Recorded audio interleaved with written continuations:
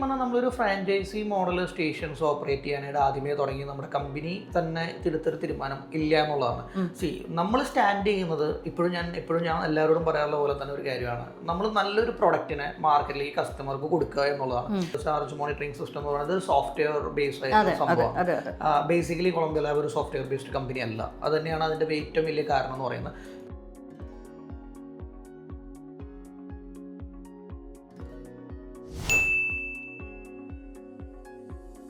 കഴിഞ്ഞ എപ്പിസോഡിൽ നമ്മൾ EV ചാർജിങ് സ്റ്റേഷൻസിനെ കുറിച്ചും കസ്റ്റമേഴ്സിനെ കുറിച്ചും ഒക്കെയാണ് മിസ്റ്റർ ലിജു ജോർജായിട്ട് സംസാരിച്ചിരുന്നത്.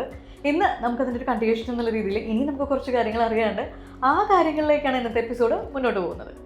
നമ്മളിപ്പോൾ നമ്മുടെ സ്റ്റേഷൻസ് തുടങ്ങുകയാണെങ്കിൽ നമ്മളിപ്പോൾ കേരളത്തിന് പുറത്തും അത്യാവശ്യം സ്റ്റേഷൻസ് ചെയ്തിട്ടുണ്ട്. പക്ഷേ നമ്മൾ എവിടെ പോയാലും ഇപ്പോൾ നമ്മുടെ കസ്റ്റമേഴ്സ് അല്ലാത്ത ആൾക്കാർ ഒരു പബ്ലിക് നോക്കുകയാണെങ്കിൽ കൊളംബിയ ലാബിൻ്റെ സ്റ്റേഷൻസ് എവിടെയും കാണാനില്ല. എല്ലാം അവരവരുടെ കസ്റ്റമേഴ്സിന്റെ മാത്രമാണ്. അപ്പൊ നമ്മൾ എന്തുകൊണ്ടാണ് ഒരു ഫ്രാഞ്ചൈസിലേക്ക് കടക്കാത്തത്? ശരിക്കും പറഞ്ഞാൽ നമ്മളൊരു ഫ്രാഞ്ചൈസി മോഡൽ സ്റ്റേഷൻസ് ഓപ്പറേറ്റ് ചെയ്യാനായിട്ട് ആദ്യമേ തുടങ്ങി നമ്മുടെ കമ്പനി തന്നെ തിരുത്തൊരു തീരുമാനം ഇല്ല എന്നുള്ളതാണ്. നമ്മൾ സ്റ്റാൻഡ് ചെയ്യുന്നത് ഇപ്പോഴും ഞാൻ എല്ലാവരോടും പറയാറുള്ള പോലെ തന്നെ ഒരു കാര്യമാണ്, നമ്മൾ നല്ലൊരു പ്രൊഡക്റ്റിനെ മാർക്കറ്റിലേക്ക് കസ്റ്റമർക്ക് കൊടുക്കുക എന്നുള്ളതാണ്. ഇപ്പോൾ ഒരു കസ്റ്റമർ നമ്മൾ അപ്രോച്ച് ചെയ്യുന്ന ഒരു ചാർജ് സ്റ്റേഷൻ തുടങ്ങാൻ വേണ്ടിയിട്ട് and he have the money, അല്ലെങ്കിൽ ആൾ ആ ഒരു ഫിനാൻസ് ബെയർ ചെയ്യാൻ വേണ്ടിയിട്ട് വന്നതാണ്. അവിടെ അദ്ദേഹം ആണ് ആ ചാർജ് സ്റ്റേഷൻ സ്റ്റാർട്ട് ചെയ്യുന്നത്. അപ്പോൾ അദ്ദേഹം ആ ചാർജ് സ്റ്റേഷൻ സ്റ്റാർട്ട് ചെയ്യുന്ന സമയത്ത് ഇതിൻ്റെ പുറത്ത് ഒരുപാട് കാര്യങ്ങളും കൂടി ഉണ്ട്. പുള്ളി നാളത്തെ തലമുറയ്ക്ക് വേണ്ടിയിട്ട് നല്ലൊരു കാർബൺ എമിഷനാണ് അദ്ദേഹം സേവ് ചെയ്യുന്നത്. അതൊരു സോളാർ പവേർഡ് ചാർജ് സ്റ്റേഷനും കൂടിയാണെങ്കിൽ ഓഫ് കോഴ്സ് അത് വലിയൊരു പുള്ളി സമൂഹത്തിനോട് ചെയ്യുന്ന വലിയൊരു നന്മയും കൂടിയാണ് ഇതിൻ്റെ പുറത്ത്. അപ്പോൾ അത് അദ്ദേഹത്തിൻ്റെ ഒരു സിഗ്നേച്ചർ പ്രൊജക്റ്റ് ആണ്. ഇപ്പം ഞാനിപ്പോൾ ബോബി സാറിന്റെ പേര് ഞാൻ എടുത്തു പറയാം. ഞങ്ങളുടെ ഫസ്റ്റ് ചാർജ് സ്റ്റേഷൻ നമ്മൾ ചെയ്യുന്ന സമയത്ത് ബോബി സാർ എൻ്റെ അടുത്ത് പറഞ്ഞൊരു കാര്യം, ലിജു നിങ്ങളുടെ ബ്രാൻഡ് എന്ത് ഇവിടെ ചെയ്യുന്നില്ല എന്ന് ചോദിച്ചിട്ടുണ്ട്. അപ്പോൾ ഞാൻ അതിന് മറുപടി കൊടുത്തൊരു കാര്യമാണ്, സാർ ഇത് സാറിന്റെ സിഗ്നേച്ചർ പ്രൊജക്റ്റ് ആണ്. ഇത് ഫിൽസബ് എന്നുള്ള പേരിൽ തന്നെ ജീവിതകാലം മുഴുവൻ അറിയപ്പെടണം. ഇപ്പോൾ എവിടെ പോയി കഴിഞ്ഞാലും ഇപ്പം നമ്മൾക്കായാൽ പോലും ഇപ്പോൾ ഇന്ത്യയിൽ ഇപ്പോൾ നമ്മൾ കഴിഞ്ഞ പ്രാവശ്യം എക്സ്പോന് പോയ സമയത്ത് പോലും പല ആളുകളോട് നമ്മൾ പറയുമ്പോൾ അവർ പറയുന്ന ഫിൽസബ് ഞങ്ങൾക്കറിയാം എന്നാണ് പറയുന്നത്. അത് ഫിൽസബിന്റെ പേരിലാണ് ജനങ്ങളിലേക്ക് അറിയപ്പെടുന്നത്, അല്ലെങ്കിൽ പുറത്തേക്ക് അറിയപ്പെടുന്നത്. അവിടെ കൊളംബിയ ലാബ് എന്ന് പറഞ്ഞ കമ്പനി ചെയ്യാനുള്ളത് അവരുടെ ഇൻറ്റഗ്രേഷനും അവരുടെ ഇൻസ്റ്റാളേഷനും അവരുടെ കമ്മീഷനിങ് പാർട്ടുമായിരുന്നു. അതിൽ കസ്റ്റമർ സപ്പോർട്ട് ചെയ്യാന്നുള്ളതാണ്. ഇൻവെസ്റ്റർ കസ്റ്റമറാണ്, കസ്റ്റമറിന്റെ പേരിലായിരിക്കണം ഈ ചാർജിങ് സ്റ്റേഷൻ നാളെ ലോകത്തിലേക്ക് അറിയപ്പെടേണ്ടത്. അപ്പോൾ അത് ബോബി സാറിന്റെ ഒരു സിഗ്നേച്ചർ പ്രൊജക്റ്റ് ആണ് ഈ പറയുന്ന ഫിൽസബ് എന്ന് പറയുന്നത്. വർഗീസ് സാറിന്റെ ഒരു സിഗ്നേച്ചർ പ്രൊജക്റ്റ് ആണ് ഈ പറയുന്ന ക്വിക്ക് ചാർജ് എന്ന് പറയുന്നത്. അങ്ങനെ ഓരോ കസ്റ്റമേഴ്സും അവരുടേതായിട്ടുള്ള സിഗ്നേച്ചർ പ്രൊഡക്ട്സ് ആണ് മാർക്കറ്റിലേക്ക് കൊണ്ടിരിക്കുന്നത്. അവിടെ കൊളംബിയ ലാബ് എന്ന് പറഞ്ഞ കമ്പനിക്ക് ഒരു പ്രസക്തി ഇല്ല. അപ്പൊ അങ്ങനെ വരുമ്പോണ്ടല്ലോ, അപ്പൊ നമ്മളിപ്പോ പറയുമ്പോൾ പ്രത്യേകിച്ച് ടെക്നോളജീസിന്റെ കാലഘട്ടമാണ്.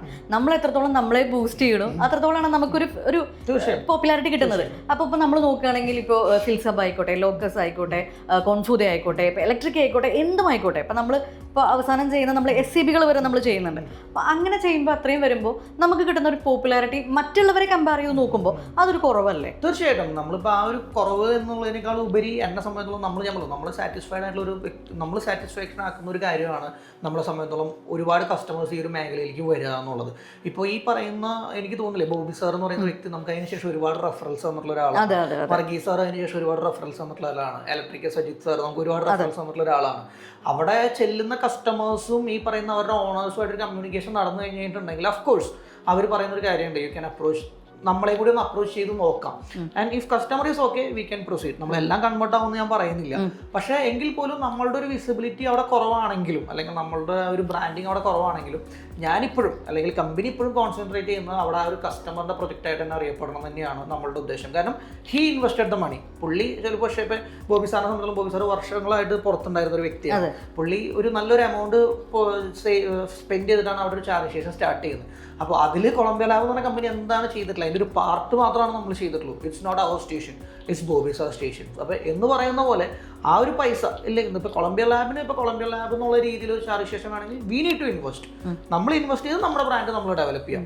അപ്പോൾ അങ്ങനെ എപ്പോഴെങ്കിലും ആലോചിച്ചിട്ടുണ്ടോ? തീർച്ചയായിട്ടും ഇല്ല. കാരണം നമ്മൾ നമ്മുടേതായുള്ള ഒരു ചാർജ് സ്റ്റേഷൻ തുടങ്ങുമ്പോൾ തന്നെ നമ്മൾ നല്ലൊരു ലൊക്കേഷൻ കണ്ടു, അല്ലെങ്കിൽ നമ്മളിപ്പോൾ നല്ലൊരു സ്പേസ് കണ്ടു. നമ്മളവിടെ ചാർജ് സ്റ്റേഷൻ തുടങ്ങുമ്പോൾ അവിടെ ചാർജ് സ്റ്റേഷൻ തുടങ്ങാനുള്ള അല്ലെങ്കിൽ ആ ഒരു കസ്റ്റമറിൻ്റെ ചിലപ്പോൾ തുടങ്ങില്ലായിരിക്കാം, എങ്കിലും വേറൊരു കസ്റ്റമറിന്റെ ഓപ്പർച്യൂണിറ്റിയാണ് നമ്മളവിടെ നഷ്ടപ്പെടുത്തുന്നത്. ഓക്കെ, അപ്പൊ നമ്മൾ ചില കസ്റ്റമേഴ്സ് ഇങ്ങോട്ട് വിളിക്കാറുണ്ട്, എൻ്റെ സ്പേസ് ഉണ്ട്, നിങ്ങൾക്ക് ഇൻവെസ്റ്റ് ചെയ്യാൻ താല്പര്യം. നമ്മൾ ആ കസ്റ്റമറോട് പറയാറുള്ളൂ, സാർ എനിക്ക് ഇൻവെസ്റ്റ് ചെയ്യാൻ താല്പര്യമില്ല, വരാറുണ്ട്. അപ്പൊ നമ്മൾ ഇൻവെസ്റ്റ് ചെയ്യാൻ താല്പര്യമില്ല. അപ്പൊ കസ്റ്റമർ നമ്മളോട് ചോദിക്കുന്നത് എന്തുകൊണ്ടാണ് ചോദിക്കുന്നത്, സാർ എന്നൊന്ന് ഇൻവെസ്റ്റ് ചെയ്യുന്നതിനെ പറ്റി ആലോചിച്ച് നോക്കൂ എന്ന് നമ്മൾ പറയാറുണ്ട്. അപ്പൊ കസ്റ്റമർ നമ്മളെ വിളിച്ചിട്ട് കസ്റ്റമർ നമ്മളോട് സംസാരിക്കുന്നത് എങ്ങനെയാണ് ഇതിന്റെ റിട്ടേൺ ഇൻവെസ്റ്റ്മെന്റ് വരുന്നത്, അല്ലെങ്കിൽ എങ്ങനെയാണ് മെഷീൻ കോസ്റ്റിംഗ് വരുന്നത്, ഞാൻ ഇതിലൊക്കെ എന്തൊക്കെ ഹെഡേക്ക് എടുക്കണം എന്ന് ചോദിക്കും. അപ്പൊ നമ്മൾ ഇതിന്റെ ഓരോ സ്റ്റേജസും കസ്റ്റമറിന് എക്സ്പ്ലെയിൻ ചെയ്ത് കൊടുക്കും.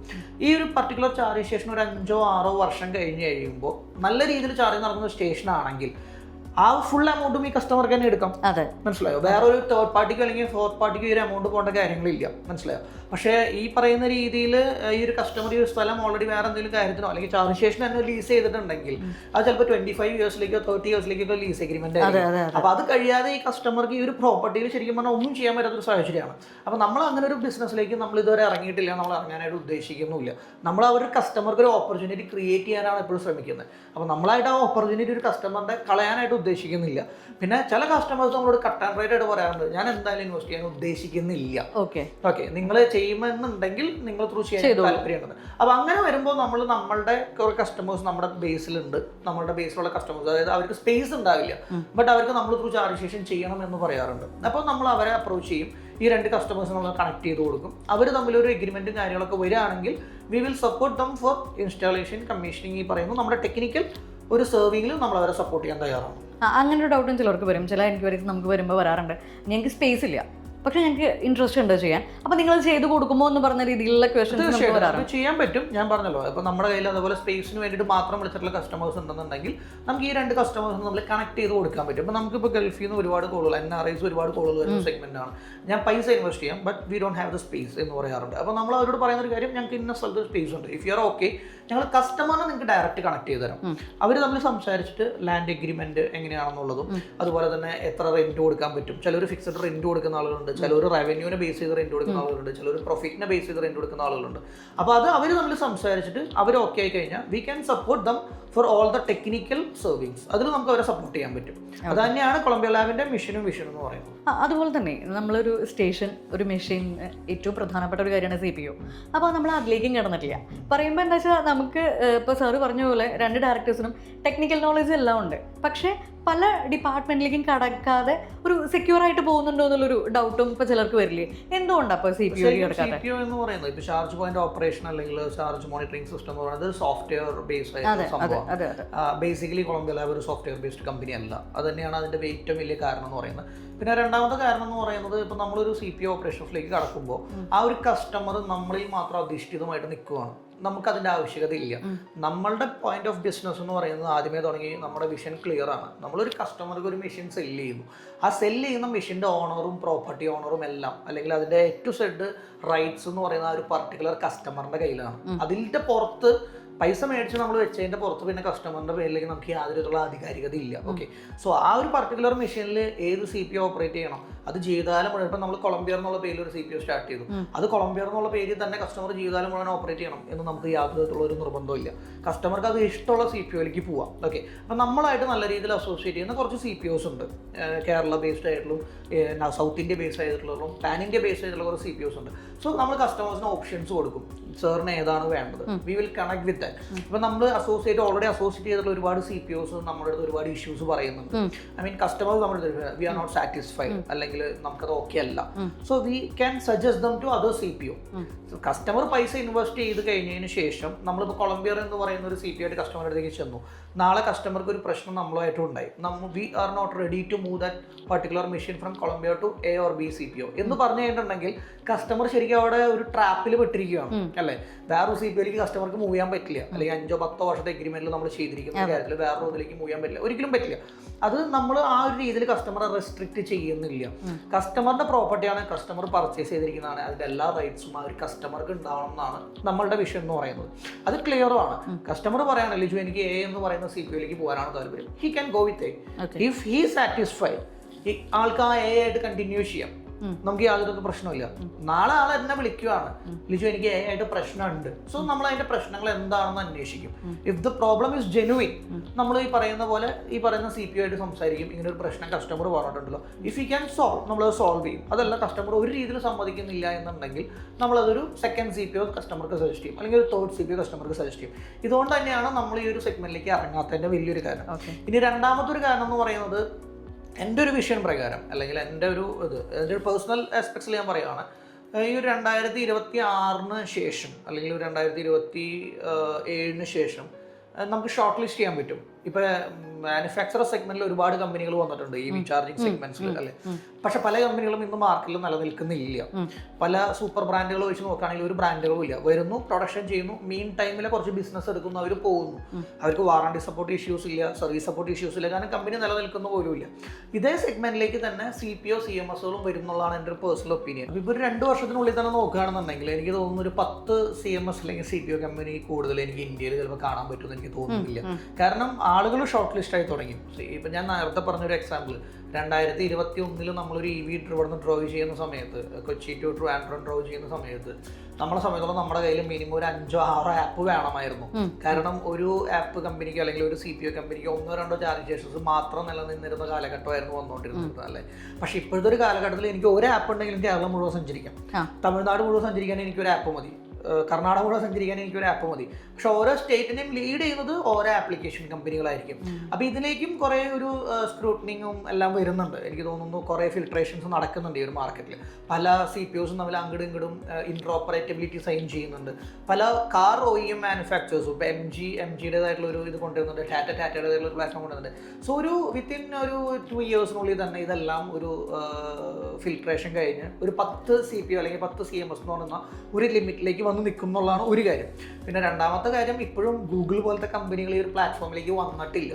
So once Google comes to in this picture, entire things will change. ഇതൊന്നും ആയിരിക്കില്ല ചിലപ്പോൾ നടക്കാൻ പോകുന്ന കാര്യം. അപ്പോൾ ഇതൊക്കെ മുന്നിൽ കണ്ടിട്ടാണോ അങ്ങനെ ഒരു പ്ലാൻ ഇത് മുന്നിൽ കണ്ടോന്ന് വെച്ചിട്ടുണ്ടെങ്കിൽ ഇതെല്ലാം നമ്മൾ ഈ ഒരു യാത്രകളിൽ പോകുന്ന സമയത്ത് നമുക്ക് പല എക്സ്പോകളിലും അല്ലെങ്കിൽ പല ആളുകളായിട്ട് സംസാരിക്കുമ്പോൾ നമ്മുടെ ബിസിനസിന്റെ ഭാഗമായിട്ട് നമ്മൾ ഓരോ സ്ഥലങ്ങളിൽ ട്രാവൽ ചെയ്യുമ്പോൾ നമുക്ക് കിട്ടുന്ന ഇൻപുട്സ് വെച്ചിട്ടാണ് ഞാൻ ഈ ഒരു വിഷൻ പറഞ്ഞത്. പക്ഷെ ഇതൊന്നും മുന്നിൽ കണ്ടിട്ടല്ല സത്യസന്ധമായിട്ട് പറഞ്ഞാൽ നമ്മൾ CPOയിലേക്ക് വരാൻ. നമ്മൾ CPOയിലേക്ക് വരാത്തതിന്റെ മെയിൻ കാര്യം എന്ന് പറഞ്ഞാൽ ഞാൻ ഓൾറെഡി പറഞ്ഞു കഴിഞ്ഞു. നമുക്കൊരു കസ്റ്റമറെയും ജീവിതകാലം മുഴുവൻ നമ്മളുടെ അടിമയാക്കി നിർത്താൻ എനിക്ക് താല്പര്യമില്ല. ആ ഒരു കസ്റ്റമർ നമ്മളുടെ നിന്നും മെഷീൻ മേടിക്കുന്നു, അതിന് പൈസ ആൾ എനിക്ക് തന്നിട്ടുണ്ട്. സോ ആ മെഷീൻ ആളുടെ ഓണർഷിപ്പാണ് അല്ലേ. അപ്പോൾ അത് ആൾക്ക് എങ്ങനെ ഓപ്പറേറ്റ് ചെയ്യണം, ആൾക്ക് എങ്ങനെ അത് വർക്ക് ചെയ്യണമെന്ന് ആൾക്ക് മാത്രം തീരുമാനിക്കാം. അത് ആളുടെ മാത്രം പ്രയോറിറ്റിയാണ്, ആളുടെ മാത്രം പ്രിവിലേജ് ആണ്. അതിലേക്ക് ഇൻവോൾവ് ചെയ്യാനായിട്ട് കൊളംബിയ ലാബിന് താല്പര്യമില്ല. സോ അതിന് വേണ്ട എല്ലാ സപ്പോർട്ടുകളും നമ്മൾ ചെയ്തു കൊടുക്കുക എന്നുള്ളതാണ് കസ്റ്റമർക്ക് ചെയ്യേണ്ടത്. ഇപ്പോൾ നമ്മൾ റീസെന്റ് നമുക്കൊരു വലിയൊരു കണ്ടിന്യൂസ് നമ്മളിൽ നിന്ന് മെഷീൻ മേടിക്കുന്ന ഒരു പർച്ചേസ് ഉണ്ടായിരുന്നു. ആൾ എക്സിസ്റ്റിംഗിൽ ഒരു CPO ആയിട്ട് ഓപ്പറേറ്റ് ചെയ്തുകൊണ്ടിരിക്കുകയായിരുന്നു. And he is not satisfied with that CPO. ആ ഒരു CPO നമുക്ക് സാറ്റിസ്ഫൈഡ്. അപ്പോൾ നമുക്ക് കൺവീനിയൻസ് ആയിട്ടുള്ള, നമുക്ക് അഷ്യൂർ ആയിട്ടുള്ള ഒരു CPOയിലേക്ക് നമ്മൾ ആ കസ്റ്റമറെ ഇൻട്രൊഡ്യൂസ് ചെയ്തു. സോ ഇപ്പോൾ ആ കസ്റ്റമർ അവരായിട്ട് വർക്ക് ചെയ്യുന്നുണ്ട്. ആ വർക്ക് ചെയ്യുന്ന സമയത്ത് കസ്റ്റമർ പറഞ്ഞ 2 കാര്യങ്ങൾ. ഒന്ന്, he is happy with the CPO. രണ്ടാമത്തെ കാര്യം പുള്ളി പറയുന്നത്, പുള്ളിക്ക് ആദ്യത്തെ CPO ഉപയോഗിക്കുന്നതിനേക്കാളും കൂടുതൽ റവന്യൂ ഈ CPO വഴി കിട്ടി തുടങ്ങിയിട്ടുണ്ട് എന്ന് പറഞ്ഞു. പുള്ളിയുടെ തന്നെ ഒരു CPO കൊണ്ടുവരാൻ നിന്നിരുന്ന ഒരാളാണ് ആക്ച്വലി. അപ്പോൾ നമ്മൾ ആളുടെ അടുത്ത് പറഞ്ഞത്, സാറിൻ്റെ ഒരു CPO ആയിട്ട് മുന്നോട്ട് വന്നു കഴിഞ്ഞിട്ടുണ്ടെങ്കിൽ നമ്മളെ സംബന്ധിച്ചോളം ഇപ്പോഴത്തെ അവസ്ഥയിൽ നമ്പർ ഓഫ് മെഷീൻസ് നമ്മുടെ ഒരു ഇതിൽ കുറവാണ്. സോ സാർ അതിലേക്ക് ഇപ്പോൾ ചെയ്ത് കഴിഞ്ഞാൽ നമുക്കിപ്പോൾ വേണ്ടത് എന്താ, സാർ ഇൻവെസ്റ്റ് ചെയ്ത പൈസ റിട്ടേൺ നമ്മുടെ കയ്യിലേക്ക് വരിക എന്നുള്ളതാണ്. അപ്പോൾ അതിലേക്ക് ആദ്യം വേണ്ടത് നമുക്ക് ഒരു കസ്റ്റമേഴ്സിനെ സാറിൻ്റെ സ്റ്റേഷൻസിലേക്ക് എത്തിക്കുക എന്നുള്ളതാണ്. അപ്പോൾ അതിന് നമുക്ക് ഫെമിലിയർ ആയിട്ടുള്ള കേരളത്തിലെ ആളുകൾക്ക് അറിയാവുന്ന ഒരു CPOയിലേക്ക് നമ്മൾ മാറുക, സാറിൻ്റെ സ്റ്റേഷൻസ് സാറ് ഡെവലപ്പ് ചെയ്യാം. അപ്പോൾ സാറ് ഇപ്പോൾ പ്രസന്റ്ലി റീസെൻ്റ്ലി നമ്മൾ സംസാരിച്ചപ്പോൾ പുള്ളി പറഞ്ഞത്, പുള്ളി ഇപ്പോഴും കൂടുതൽ ഇനി CPOയിലേക്ക് അല്ലെങ്കിൽ ഈ പറഞ്ഞ സോഫ്റ്റ്വെയറിലേക്ക് ആൾ ശ്രദ്ധിക്കുന്നില്ല, കൂടുതലും ഹാർഡ്വെയർ ഇൻഫ്രാസ്ട്രക്ചർ ഇനിയും ഡെവലപ്പ് ചെയ്യാനാണ് അദ്ദേഹം ശ്രമിച്ചുകൊണ്ടിരിക്കുന്നത്. അപ്പോൾ അത് ആളെ സംബന്ധിച്ചോളം വലിയൊരു ചേഞ്ച് ഓവർ ആയിരുന്നു ശരിക്കും പറഞ്ഞാൽ. ആ ഒരു ഫസ്റ്റ് CPO ഒന്ന് സെക്കൻഡ് CPOയിലേക്ക് ഷിഫ്റ്റ് ആവാന്ന് പറഞ്ഞത്. എന്ന് പറയുന്ന പോലെ ഓരോ സ്റ്റേറ്റ്സിലും ലീഡിംഗ് ആയിട്ടുള്ള CPOs ഉണ്ട്, ഓരോ ഏരിയാസിലും ലീഡിംഗ് ആയിട്ടുള്ള CPOs ഉണ്ട്. അപ്പോൾ നമ്മളെപ്പോഴും കസ്റ്റമേഴ്സിനോട് എല്ലാത്തിൻ്റെ അഡ്വാൻറ്റേജസും ഡിസഡ്വാൻറ്റേജസും നമ്മൾ പറഞ്ഞു കൊടുക്കുന്നുണ്ട്. പിന്നെ ചില കസ്റ്റമേഴ്സ് ഓൾറെഡി നമ്മുടെ അടുത്തേക്ക് വരുമ്പോൾ തന്നെ അവർ നമ്മുടെ അടുത്ത് കറക്റ്റായിട്ട് പറയും, ഞങ്ങൾക്ക് ഇത് മതി അല്ലെങ്കിൽ ഇത് മതി എന്ന് പറയും. പെർട്ടിക്കുലർ ആയിരിക്കും. അപ്പോൾ അവർക്ക് നമ്മൾ ഓൾറെഡി അത് മതി എന്ന് പറയുന്ന കസ്റ്റമേഴ്സ് നമ്മൾ പിന്നെ എന്ത് പറഞ്ഞിട്ടും നമുക്ക് കൺവേർട്ട് ചെയ്യേണ്ട കാര്യമില്ല. Because he satisfied. ഏതെങ്കിലും ഒരു പോയിന്റ് കൊണ്ട് ആൾ സാറ്റിസ്ഫൈഡ് ആയതുകൊണ്ടാണ് അദ്ദേഹം അതിനെ നമ്മൾ ഡിമാൻഡ് ചെയ്യുന്നത്. അതെ. അപ്പോൾ അത് ആൾ സാറ്റിസ്ഫൈഡ് ആണ്. നമ്മുടെ ആരുടെ സാറ്റിസ്ഫാക്ഷൻ ലെവലിൽ നിന്നും നമ്മൾ ആളെ പുറത്തേക്ക് കൊണ്ടുവരേണ്ട കാര്യമില്ല. അപ്പോൾ അങ്ങനെയുള്ള കസ്റ്റമേഴ്സിനോട് നമ്മൾ ആദ്യമേ തന്നെ പറയാറുണ്ട്, ഓക്കെ യു ക്യാൻ, നമ്മൾ അതിനെ കണക്ട് ചെയ്ത് അവർക്കത് ഇൻറ്റഗ്രേറ്റ് ചെയ്യാനുള്ള സപ്പോർട്ടുകൾ നമ്മൾ ചെയ്തു കൊടുക്കുക എന്നുള്ളതായിരിക്കും. അതിലും ഈ പറഞ്ഞ പോലെ എഗ്രിമെൻറ്റ്സും ബാക്കി കാര്യങ്ങളും എല്ലാം ക്ലയൻറ്റും CPO തമ്മിലായിരിക്കും. നമ്മൾ അതിലും ഒരു ഇൻവോൾവ്മെൻറ്റ് ഇല്ല. അതിൽ യാതൊരു ഫിനാൻഷ്യൽ ബെനിഫിറ്റ്സോ കാര്യങ്ങളോ ഒന്നും തന്നെ നമ്മൾ എടുക്കാറില്ല. ഓക്കെ, നമ്മളിപ്പോൾ ഇത്ര നേരം ഇപ്പോൾ സാറോട് സംസാരിച്ചപ്പോൾ തന്നെ പറയുന്ന കാര്യം എന്താ വെച്ചാൽ നമ്മൾ കൃത്യമായിട്ടുള്ളൊരു ബോർഡർ വെച്ചിട്ടുണ്ട്. നമ്മൾ ഇന്ന കാര്യങ്ങളാണ് ചെയ്തു കൊടുക്കുന്നത്. കൂടുതലായിട്ട് നമ്മൾ CPAയിലേക്കോ അല്ലെങ്കിൽ ഫ്രാഞ്ചൈസിലേക്കോ നമ്മൾ ഇടപെടുന്നില്ല. പക്ഷേ എങ്കിലും നമ്മൾ ആദ്യം മുതൽ ഇപ്പോൾ ബോബി സാറ് മുതലുള്ള ആ ഒരു കസ്റ്റമേഴ്സായിട്ടുള്ള നമ്മളിപ്പോൾ ഒരു ഹെൽത്തി ഒരു റിലേഷൻഷിപ്പ് നമ്മൾ മെയിൻറ്റെയിൻ ചെയ്യുന്നുണ്ട്. അപ്പോൾ എല്ലാവരും വിചാരിക്കുന്ന ഒരു കാര്യം എന്താ വെച്ചാൽ ഇപ്പോൾ സ്റ്റേഷൻ വെച്ച് കഴിഞ്ഞാൽ അതോടുകൂടി കൊളംബിയ ലാബ് കഴിഞ്ഞു പോകും. പിന്നെ എങ്ങനെയാണ് നമ്മളുമായിട്ടുള്ള ഒരു റിലേഷൻഷിപ്പ് മുന്നോട്ട് പോകുന്നത്, AMC കാര്യങ്ങൾ എങ്ങനെയാണ്, അപ്പോൾ നമ്മൾ എത്രത്തോളമാണ് അവർക്ക് കൊടുക്കുന്ന ഒരു സർവീസ് എന്ന് പറയുന്നത് ലൈഫ് ലോങ് നമ്മൾ അവരുടെ കൂടെ ഉണ്ടാവുമോ ഒരു കസ്റ്റമേഴ്സിന്? നമ്മൾ ഇതിലൊരു കാര്യം എന്ന് പറയുന്നത്, ഇപ്പോൾ എനിക്കിപ്പോൾ ഞാനിപ്പോൾ ഏത് കമ്പനി കൊളംബിയയിലെന്നല്ല, ഞാനിപ്പോൾ ഏതൊരു കമ്പനിയുടെ ഡയറക്ടർ ബോർഡിൽ ഇരിക്കുന്ന സമയത്തോ അല്ലെങ്കിൽ ഞാൻ കമ്പനിയുടെ ഒരു ഹെഡായിട്ടിരിക്കുന്ന സമയത്തോ ആരോട് ചോദിച്ചു കഴിഞ്ഞാലും അതിൻ്റെ റിപ്ലൈ എന്ന് പറയുന്നത് തീർച്ചയായിട്ടും ഞങ്ങൾ ജീവിതകാലം മുഴുവൻ ഉണ്ടാവും തന്നെയാണ്. ഇപ്പം നമ്മൾ സോളാർ മേഖലകളിലുണ്ട്. നമ്മൾ സോളാർ മേഖല പല കസ്റ്റമേഴ്സിനെയും കാണാൻ പോകുമ്പോൾ നമ്മൾ പറയുന്ന ഒരു കാര്യമാണ്, സർ ഞങ്ങളും സാറിൻ്റെ കൂടെ ഉണ്ടാവും. അപ്പോൾ കസ്റ്റമർ ഇത് തന്നെയാണ് എല്ലാവരും പറയുന്നത് പറയാറുണ്ട്. പക്ഷേ ഈ പറയുന്ന കാര്യത്തിൽ നമ്മൾക്ക് എന്തോ അഷ്യൂറൻസ് കൊടുക്കാറുണ്ട്. ഇപ്പോൾ നമ്മുടെ ഒരു സോളാർ സെഗ്മെന്റിലേക്ക് വരാണെങ്കിൽ എന്തുകൊണ്ടാണ് നമ്മൾ ഹാവൽസ് മാത്രം ചെയ്യുന്നത്? നമുക്ക് വേറെ ഒരുപാട് പ്രൊഡക്ട്സ് മാർക്കറ്റിൽ ചെയ്യാനില്ലേ? എന്തുകൊണ്ട് നമ്മളത് ചെയ്യുന്നില്ല? നമ്മൾ ഹാവൽസ് മാത്രം ചെയ്യുന്നതിന്റെ കാരണം എന്ന് പറയുന്നത് നമ്മൾ പല കസ്റ്റമേഴ്സിനോട് പറയുന്ന പോലെ തന്നെ, if Colombia lab not there in tomorrow in the market, കസ്റ്റമർക്ക് സർവീസ് ഡിനേ ചെയ്യുന്നില്ല എന്നുള്ളതാണ്. കൊളംബിയ ലാബ് നിലനിൽക്കുന്നുണ്ടോ നിലനിൽക്കില്ല എന്നുള്ളത് കസ്റ്റമറിന്റെ പ്രശ്നമല്ല. കസ്റ്റമർക്ക് വേണ്ടത് സർവീസ് ആണ്, അല്ലേ? അപ്പോൾ കൊളംബിയ ലാബ് എന്ന് പറയുന്ന ഒരു കമ്പനി ത്രൂ ആണ് കസ്റ്റമർ ഇത് മേടിച്ചു വെച്ചു. കൊളംബിയ ലാബ് നാളെ ഇല്ല, കസ്റ്റമർക്ക് സർവീസ് ഡിനേ ചെയ്യേണ്ട കാര്യമില്ല. So brand will give the service to the customer എന്ന് പറയുന്ന പോലെയുള്ള ബ്രാൻഡുകളാണ് നമ്മളിപ്പോഴും കൊണ്ട് നടക്കുന്നത്.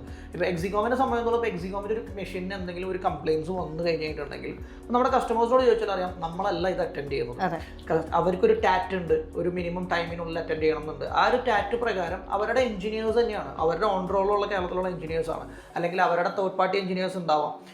അവർ തന്നെയാണ്. ഇപ്പോൾ നമ്പർ ഓഫ് മെഷീൻസ് അവർക്ക് വളരെ കൂടുതലാണ്. അപ്പോൾ 2 ഓൺ റോൾ എഞ്ചിനീയേഴ്സ് കേരളത്തിൽ അവർക്കുണ്ട്. എനിക്ക് തോന്നുന്നു വേറൊരു ബ്രാൻഡിനും ഒരു ഓൺ റോൾ 2 എഞ്ചിനീയേഴ്സ് ഉണ്ടെന്ന് എനിക്ക് തോന്നുന്നില്ല. ബാക്കിയുള്ള ബ്രാൻഡുകൾക്ക് ഓരോ എഞ്ചിനീയേഴ്സ് ഉണ്ട്. പക്ഷേ ഈവൻ ദോ 2 എഞ്ചിനീയേഴ്സ് ഉള്ള ഒരു ബ്രാൻഡാണ്. അവർക്ക് അതിൻ്റെ ഒരു അണ്ടറിൽ തന്നെ ഒരു തേർഡ് പാർട്ടി എഗ്രിമെൻ്റ് അവരിപ്പോൾ ചെയ്യുന്നുണ്ട് AC ചാർജേഴ്സിന് വേണ്ടിയിട്ട്. സോ നമ്പർ ഓഫ് ചാർജേഴ്സ് കൂടുന്നതിനനുസരിച്ചിട്ട് അഫ്കോഴ്സ് അവർക്കും ഈ പറയുന്ന മാൻ പവർ കൂട്ടേണ്ടി വരും. അപ്പോൾ ഈ പറയുന്ന രീതിയിൽ ഇപ്പോൾ നാളെ നമ്മൾ ഇവിടെ ഇല്ലെങ്കിൽ, കൊളംബിയ ലാബ് എന്ന കമ്പനി ഇവിടെ ഇല്ലെങ്കിൽ പോലും കസ്റ്റമർക്ക് അതിൻ്റെ സൈഡിൽ കാണുന്ന ഒരു ടോൾ ഫ്രീ നമ്പറിലേക്ക് വിളിച്ച് കംപ്ലയിൻറ്റ് രജിസ്റ്റർ ചെയ്ത് കഴിഞ്ഞിട്ടുണ്ടെങ്കിൽ, വാറണ്ടി ആണെങ്കിൽ വാറണ്ടി റിലേറ്റഡ് ആയിട്ടുള്ള സപ്പോർട്ടുകളും, AMCയിൽ എക്സ്റ്റെൻഡ് ചെയ്ത കസ്റ്റമേഴ്സ് ആണെങ്കിൽ അത് റിലേറ്റഡ് ആയിട്ടുള്ള സപ്പോർട്ടുകളും, ഇനി ഔട്ട് ഓഫ് വാറണ്ടി കസ്റ്റമേഴ്സിനാണെങ്കിൽ ഔട്ട് ഓഫ് വാറണ്ടി റിലേറ്റഡ് ആയിട്ടുള്ള സപ്പോർട്ടുകളും ഈ പറഞ്ഞ ടാറ്റ് പീരീഡിനുള്ളിൽ കസ്റ്റമേഴ്സിന് അഷ്യൂർഡ് ആണ്. ഇനി ഈ ഒരു കമ്പനി മാനുഫാക്ചറർ മാർക്കറ്റിൽ ഉണ്ടാവുക എന്നുള്ള ചോദ്യത്തിന്, ഇപ്പോൾ ഹാവൽസ് എന്ന് പറയുന്ന ഒരു പ്രൊഡക്റ്റ് നമ്മൾ ചൂസ് ചെയ്തപ്പോൾ നമ്മൾ പറയുന്നൊരു കാര്യമുണ്ട്, ഹാവൽസിൻ്റെ സോളാർ എത്ര നാളുണ്ടാവും എന്നുള്ളത് നമുക്ക് അഷ്യൂറൻസ് ചെയ്യാൻ പറ്റത്തില്ല. കാരണം അവർക്ക് ആ ഒരു ഡിവിഷൻ പ്രോഫിറ്റബിൾ അല്ലെങ്കിൽ ദേ വിൽ ക്ലോസ്, ഡെഫിനറ്റ്ലി അവരത് ക്ലോസ് ചെയ്യും. പക്ഷേ കമ്പനി അവിടെ നിലവിലുണ്ട്. കാരണം വർഷങ്ങളായിട്ട് 38 വർഷത്തിന് മേലെ എക്സ്പീരിയൻസ് ഉള്ള ഒരു കമ്പനിയാണ് ഹാവൽസ് ഇലക്ട്രിക്കൽ സെഗ്മെന്റ്സിൽ. സോ അവരുടെ ആ ഒരു ഡിവിഷൻ ക്ലോസ് ചെയ്താലും ഇറ്റ് ഡസൻറ്റ് മീൻസ് കസ്റ്റമർക്ക് ആ വാറണ്ടി ഡിനേ ചെയ്യുന്നു എന്നുള്ളത്. ബ്രാൻഡ് കസ്റ്റമർക്ക് വാറണ്ടി കൊടുക്കും എന്ന് പറയുന്ന പോലെ തന്നെയാണ് നമ്മൾ ചെയ്യുന്ന ചാർജേഴ്സും. നമ്മളിപ്പോൾ എൻ്റെ അടുത്ത് പല കസ്റ്റമേഴ്സും ചോദിക്കുന്ന ഒരു ചോദ്യമാണ്, എന്തുകൊണ്ട് നിങ്ങളിൽ ഒരു ലോ പ്രൈസിങ് ചാർജർ ഇല്ല എന്നുള്ളത്. ഓക്കെ, അതിലേക്കാണ് ഞാൻ വന്നത്. ഇപ്പോൾ ചില ആൾക്കാർ പറയുന്ന ഒരു കാര്യമുണ്ട്, ഇപ്പോൾ സാറ് പറഞ്ഞു ചില കസ്റ്റമേഴ്സ് വന്നിട്ട് അവരുടെ കാര്യങ്ങളിൽ പെർട്ടിക്കുലർ ആയിരിക്കും. അപ്പോൾ അങ്ങനെ വന്നിട്ട് എനിക്ക് ഈ മെഷീനെ കുറിച്ച് ഇത്രയ്ക്ക് നോളജ് ഉണ്ട്, എനിക്ക് ഈ മെഷീൻ മതി, നാളെ ഇപ്പോൾ കൊളംബിയ ലാബ് എനിക്ക് ഈ മെഷീൻ ചെയ്ത് തരുമോ എന്ന് ചോദിച്ചിട്ട് വേറെ ബ്രാൻഡുകളുടെ വന്ന് വെച്ച് കഴിഞ്ഞാൽ അങ്ങനെ ഒരു റീത്തിങ്ങിന് സാധ്യതയുണ്ടോ? ഇല്ല, നമ്മൾ ചെയ്തിട്ടില്ല. ഇപ്പോൾ നമുക്ക് അങ്ങനെ ഒരുപാട് നമ്മൾ ഓർഡറുകൾ മിസ് ചെയ്ത് കളഞ്ഞിട്ടുള്ള ഓർഡറുകളുണ്ട്. അതിൽ മെയിൻ ആയിട്ടുള്ള കാര്യം എന്ന് പറയുന്നത് എല്ലാ കസ്റ്റമേഴ്സും പറയുന്ന ഒരു ഫീഡ്ബാക്ക് ആണ്, കമ്പാരിറ്റീവ്ലി ആ ഒരു പ്രൊഡക്റ്റിനെ കമ്പയർ ചെയ്യുമ്പോൾ നിങ്ങളുടെ പ്രൈസ് കൂടുതലാണ്. അപ്പൊ ഞാൻ കസ്റ്റമറോട് തിരിച്ചു വയ്ക്കുന്ന ഒരു ചോദ്യമുണ്ട്, സാർ എന്താണ് കമ്പയർ ചെയ്തത്, എന്താണ് സാർ കമ്പയർ ചെയ്തത്? അതായത് കമ്പാരിറ്റീവ്ലി പ്രൈസ് കൂടുതലാണ്, എന്താണ് സാർ കമ്പയർ ചെയ്തത്? എൻ്റെ ഫസ്റ്റ് ക്വസ്റ്റ്യൻ അതാണ് കസ്റ്റമറോട്. അവിടെ പ്രൈസ് ആണോ സാർ കമ്പയർ ചെയ്തത്? പ്രൈസ് മാത്രമാണ് കമ്പയർ ചെയ്തത്. അപ്പോൾ എല്ലാ കസ്റ്റമർ അല്ല, ഞാൻ ക്വാളിറ്റി നോക്കി, ഞാൻ പ്രോഡക്റ്റിൻ്റെ ഡീറ്റെയിൽസ് നോക്കി. ഓക്കെ, സോ പ്രോഡക്റ്റിൻ്റെ ഡീറ്റെയിൽസ് നോക്കി, ക്വാളിറ്റി നോക്കി, അല്ലെങ്കിൽ ഈ പറയുന്ന രീതിയിൽ അതിൻ്റെ ഇൻറ്റേർണൽ കോമ്പോണൻസ് നോക്കി എന്ന് പറയുന്ന ഒരു സമയത്ത് എനിക്ക് കോൺഫിഡൻ്റ് ആയിട്ട് കസ്റ്റമർക്ക് ഒരു റിപ്ലൈ കൊടുക്കാൻ പറ്റുന്ന ഒരു കാര്യമുണ്ട്, സർ ഞാൻ ചെയ്യുന്ന പ്രോഡക്റ്റിൻ്റെ ഒരു റിലയബിലിറ്റി വെച്ചിട്ട്, ആ ഒരു ബ്രാൻഡിൻ്റെ വാല്യൂ വെച്ചിട്ട്, അതിൽ ഉപയോഗിക്കുന്ന കോമ്പോണൻസ് വെച്ചിട്ട് എൻ്റെ പ്രൈസിങ് എന്ന് പറയുന്നത് റീസണബിൾ ആണ്. അത് എനിക്ക് പറയാൻ പറ്റും കസ്റ്റമറോട്, ധൈര്യമായിട്ട് പറയാൻ പറ്റും. കാരണം ഇന്ത്യയിലെ ഏറ്റവും കൂടുതൽ ചാർജേഴ്സ് സെല് ചെയ്തിട്ടുള്ള ഒരു ബ്രാൻഡ്, ലോകത്തിലെ ഏറ്റവും കൂടുതൽ ചാർജേഴ്സ് ഡിപ്ലോയ് ചെയ്തിട്ടുള്ള ഒരു ബ്രാൻഡ്, ഈ ഒരു സെഗ്മെന്റിലെ പൈനിയേഴ്സ് ആണ് അവരെ സംബന്ധിച്ച് ആ ഒരു ബ്രാൻഡായിട്ട് നമ്മൾ മാർക്കറ്റിലേക്ക് പോകുമ്പോൾ ഓഫ് കോഴ്സ് പ്രൈസിൽ ഞാൻ ഒരിക്കലും പറയുന്നില്ല അവർ പ്രൈസ് ഈസ് കോമ്പറ്റീറ്റീവ് എന്ന് ഞാൻ പറയുന്നില്ല. പക്ഷേ ആ ഒരു ബ്രാൻഡിന് ഇന്ന് ഇന്ത്യയിൽ കിട്ടാവുന്ന ഏറ്റവും ബെസ്റ്റ് പ്രൈസ് കേരളത്തിൽ ഞാൻ അതിന് കൊടുക്കുന്നുണ്ട് എന്നുള്ളൊരു അഷ്യൂറൻസ് മാത്രമേ എനിക്ക് കൊടുക്കാൻ പറ്റുള്ളൂ. അപ്പോൾ ഞാൻ ഒരിക്കലും മറ്റുള്ള ബ്രാൻഡ് അല്ലെങ്കിൽ കൊളംബിയ ഒരിക്കലും മറ്റുള്ള ബ്രാൻഡിന്റെ പ്രൈസ് ആയിട്ട് കമ്പയർ ചെയ്യുന്നില്ല. പ്രൈസ് ഈ പറയുന്ന പല ബ്രാൻഡുകളും ഇനീഷ്യലി നമ്മുടെ അടുത്ത ഡിസ്കഷനിൽ വന്നിട്ടുള്ള ബ്രാൻഡുകളാണ്. ഓക്കെ, ഇതിന്റെ എടുക്കാൻ പറ്റുമോ, നിങ്ങൾക്ക് ചെയ്യാൻ പറ്റുമോ, നമ്മളതിന് നോ പറഞ്ഞെന്ന് വെച്ചിട്ടുണ്ടെങ്കിൽ I need to feels a confidence. എനിക്ക് ആ ഒരു കോൺഫിഡൻറ്റ് ഫീൽ ചെയ്താലാണ് ഞാൻ ആ ഒരു ബ്രാൻഡുമായിട്ട് പ്രൊമോട്ട് ചെയ്യേണ്ട കാര്യമുള്ളൂ. അപ്പോൾ എനിക്ക് അങ്ങനെ ഫീൽ ചെയ്ത അല്ലെങ്കിൽ ഈ പറയുന്ന ക്വാളിറ്റി ഫീൽ ചെയ്തിട്ടുള്ള ബ്രാൻഡുകളും ഉണ്ട് കേട്ടോ. ഞാൻ എല്ലാ ബ്രാൻഡുകളും ഞാൻ പറയുന്നില്ല, നല്ല രീതിയിൽ ഇപ്പോൾ നമുക്കിപ്പോൾ ഏറ്റവും കൂടുതൽ കോമ്പറ്റീഷൻ നേരിടുന്ന ഒരു ബ്രാൻഡ് നല്ല ബ്രാൻഡാണ് മാർക്കറ്റിൽ സംബന്ധിച്ചോളം. അപ്പോൾ അത് ചെയ്യുന്നതിൽ സന്തോഷമേ ഉള്ളൂ എനിക്ക്. കാരണം അത് കസ്റ്റമേഴ്സ് ആക്സെപ്റ്റ് ചെയ്യുന്നുണ്ടല്ലോ, അല്ലെങ്കിൽ ആ ഒരു ബ്രാൻഡിനെ സെലക്ട് ചെയ്ത് കസ്റ്റമർ ചൂസ് ചെയ്യുന്നുണ്ടല്ലോ, അവരായിട്ട് കോമ്പറ്റീറ്റ് ചെയ്യുന്നത് സന്തോഷമുള്ള കാര്യമാണ്. പക്ഷേ പല കസ്റ്റമേഴ്സും പ്രൈസ് മാത്രം നോക്കിയിട്ട് പല ബ്രാൻഡുകളിലേക്കും ചെന്ന് പെടുന്നുണ്ട്. അപ്പോൾ അത് ചിലപ്പോൾ ഒരു പക്ഷേ ഒരു ലോങ് ടൈമിലേക്ക് വിസ്റ്റാൻഡ് ചെയ്തൊന്നും വരില്ല. ആ ഒരു കമ്പനിയുടെ ബാക്ക്ഗ്രൗണ്ട് എന്താണ്, ആ കമ്പനി മാർക്കറ്റിൽ എത്ര നാളായി, ഈ ഒരു മീൻ ടൈം ബിസിനസ്സിന് വേണ്ടി മാത്രം വന്നതാണോ, ആ കമ്പനിയുടെ സ്ട്രക്ചർ. നമുക്ക് ആരും മെഷീൻ തന്നു എന്നുള്ളതല്ല ഇമ്പോർട്ടൻറ്റ്. എന്നെ സംബന്ധിച്ചോളം എനിക്കിപ്പോൾ ഈ കമ്പനി നാളെ ക്ലോസ് ചെയ്ത് പോയി കഴിഞ്ഞാലും സത്യസന്ധമായിട്ട് പറഞ്ഞു കഴിഞ്ഞിട്ടുണ്ടെങ്കിൽ ഒരു ആളോടും ഒരു പ്രതിബന്ധതകളോ കാര്യങ്ങളോ ഇല്ല. പക്ഷെ ആരാണ് അവിടെ സ്ട്രഗിൾ ചെയ്യുന്നത്? കസ്റ്റമറിൽ നിന്നും മെഷീൻ മേടിച്ച് വെച്ചിട്ടുള്ള ഒരു കസ്റ്റമറാണ് അവിടെ സ്ട്രഗിൾ ചെയ്യുന്നത്. അപ്പോൾ ആ ഒരു കസ്റ്റമർക്ക് അഷ്യൂർഡ് ആയിട്ടുള്ള സർവീസ് കൊടുക്കാൻ പറ്റുന്ന ഒരു ബ്രാൻഡാണോ നമ്മൾ ചെയ്യുന്നത്. അത്രയും മാത്രമേ നമ്മൾ സോളാറിൻ്റെ ഡിവിഷനിലും ഈ പറയുന്ന ചാർജിങ് സ്റ്റേഷൻ്റെ ഡിവിഷനിലും നമ്മൾ നോക്കിയിട്ടുള്ളൂ. അപ്പോൾ അതുകൊണ്ട് തന്നെ നമുക്ക് ഈ ഒരു ബ്രാൻഡ്സിൽ നമ്മൾ കോൺഫിഡൻ്റ് ആണ്. നമ്മളിപ്പോൾ ചെയ്യുന്ന ബ്രാൻഡുകളിൽ നമ്മൾ കോൺഫിഡൻ്റ് ആണ്. അപ്പോൾ അതുകൊണ്ട് തന്നെ ഒരു ലോ കോസ്റ്റ് ചാർജറിലേക്ക് പോകേണ്ട ഒരു കാര്യം ഉണ്ട് എന്നുള്ളത് കമ്പനിക്കോ മാനേജ്മെൻറ്റിനോ ഫീൽ ചെയ്തിട്ടില്ല. കൊളംബിയ ലാബ് കേരളത്തിൽ അങ്ങോളം ഇങ്ങോളം ഇത്ര ബിസിനസ് ചെയ്തതിൻ്റെ പ്രധാന കാര്യം എന്ന് പറയുന്നത് നമ്മൾ ഓരോ കസ്റ്റമേഴ്സിനും കൊടുക്കുന്ന ഉറപ്പും നമുക്ക് നമ്മളിൽ തന്നെയുള്ളൊരു ആത്മവിശ്വാസമാണ്. അതുകൊണ്ട് തന്നെയാണ് നമ്മൾ ഇതുവരെ നമ്മുടെ കസ്റ്റമേഴ്സ് കൊളംബിയ ലാബിന് ഒരു ബിസിനസ് കൊടുത്ത് റിഗ്രറ്റ് ചെയ്യുന്നു എന്ന് പറയാതിരിക്കാനുള്ള ഒരു കാരണം അത് തന്നെയാണ്. എന്തായാലും ഇന്നത്തെ എപ്പിസോഡ് കണ്ടിട്ട് നിങ്ങൾക്ക് എന്തെങ്കിലും കാര്യങ്ങൾ നമ്മളുമായിട്ട് പങ്കുവയ്ക്കാനുണ്ട്, അല്ല നമ്മളുടെ സർവീസുകളിൽ നിങ്ങൾക്ക് എന്തെങ്കിലും കാര്യങ്ങളുണ്ട്, നമ്മൾ എല്ലാ എപ്പിസോഡിലും പറയുന്ന പോലെ തന്നെ നമ്മൾ നല്ല കാര്യങ്ങൾ മാത്രമല്ല നമ്മളെക്കുറിച്ച് നിങ്ങൾക്ക് എന്തെങ്കിലും കംപ്ലയിൻറ്റ് ഉണ്ടെങ്കിൽ അത് നമ്മൾ ആക്സെപ്റ്റ് ചെയ്യുന്നുണ്ട്. ഒപ്പം തന്നെ അടുത്ത എപ്പിസോഡിൽ പുതിയൊരു കണ്ടന്റുമായിട്ട് പുതിയ കാര്യങ്ങളുമായിട്ട് നമുക്ക് വീണ്ടും കാണാം. നമസ്കാരം.